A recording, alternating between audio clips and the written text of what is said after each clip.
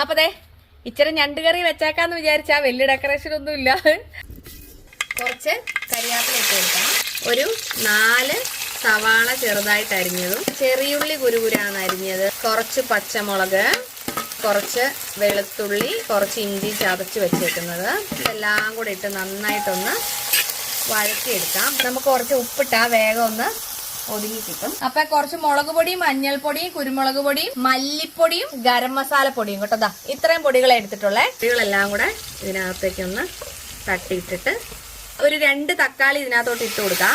അപ്പൊ ഞണ്ടിനെ നമുക്ക് ഇങ്ങനെ തട്ടിക്കൊടുക്കാം. കുറച്ച് ചൂടുവെള്ളം ഒഴിച്ചു കൊടുക്കാം. അപ്പൊ ഞണ്ടിന് ആവശ്യത്തിനുള്ള ഉപ്പോടെ ഇട്ട് കൊടുത്തിട്ട് ഒരു നാരങ്ങ പിഴിഞ്ഞ് ഇതിനകത്തേക്ക് ഒഴിക്കാം. ഞണ്ട് എന്തായിന്ന് നിങ്ങൾ വന്ന് നോക്കാ. നല്ല 1ാം ക്ലാസ് സ്മെല്ല് വരുന്നുണ്ട് കേട്ടോ. കള്ള് ഷാപ്പിലൊക്കെ കിട്ടൂലേ, അങ്ങനെ കഴിക്കാൻ പറ്റുന്ന ഒരു അടിപൊളിയാണ്.